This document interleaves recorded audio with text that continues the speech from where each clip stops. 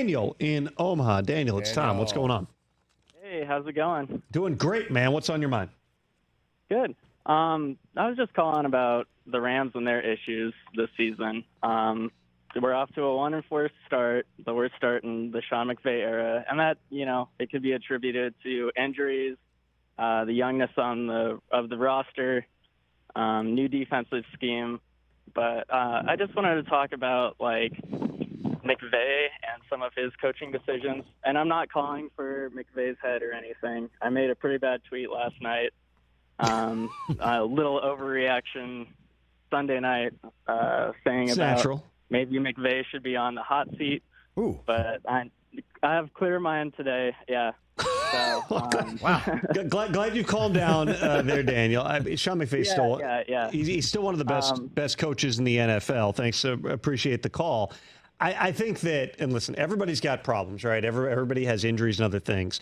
There's not a lot of teams that lose their top two wide receivers, especially guys as good as Cooper Kupp and Puka Nacua, and then also lose 4 of their 5 starting offensive linemen. I mean, they're playing with one hand tied behind their back with an older quarterback who's effectively on a 1-year deal right now. To me, that's the story. To say nothing of the fact that on the other side of the ball, you don't have one player who single-handedly can either eat up 3 blockers or make a play if you only block them with 2. In Aaron Donald, there's a transition on defense. There's no doubt about it. But when you're talking about, what you should do offensively and what their shortcomings are on that side right now, it probably shouldn't surprise anybody.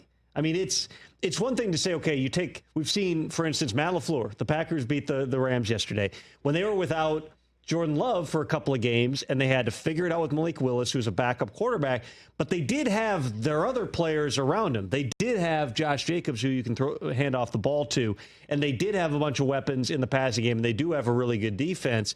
It's almost in some ways, it's a different type of a challenge, maybe not a lesser challenge, but a different type of a challenge to say, we're going to play the different quarterback as opposed to, remember your whole offensive line and the 2 guys you were going to throw 80% of the balls to? Yeah, they're all gone. Yeah, they're all gone. You got to work without all these dudes. Yeah. That's the story of it. The real interesting thing for the Rams, because you look at their schedule upcoming here, they're on their bye this week. Then they get the Raiders. Then it's a Thursday night game against the Vikings there before they go at Seattle in week 9. At some point, maybe you're probably getting Cooper Kupp back, right? Cooper Kupp's probably coming back at some point in those next couple of games. Puka Nacua, we'll see exactly when that is, but that shouldn't be too far away either. If you lose one or maybe even both of those games between the Raiders and the Vikings, and then you got a long weekend to think about it, are you going into sell mode? That's really the question when it comes to the LA Rams. Because again, you've got the coach. When healthy, you think you've got the horses. But if you fall to 1-6 or even 2-5, yikes, you have to really be thinking about, we've got take Cooper Kupp, for example. I was going to say, so you talk Selma with the Rams. Who are we talking specifically? Cooper Kupp is one who at this point, he's not the youngest player anymore. He's obviously had a ton of productivity, but he would command a lot. 31 years old. 31 years old. He would command a lot at the trade deadline just because how often does a player like that become available?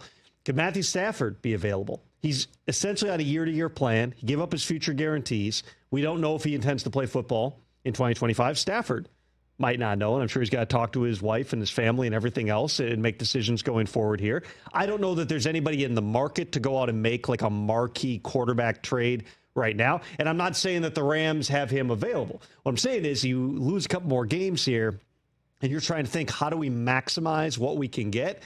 The guys at the top of that list are going to be your older skill position stars, and that's Stafford and Kupp. Catch the Rich Eisen Show every single day on the Roku Channel, 12 to 3 Eastern, for free.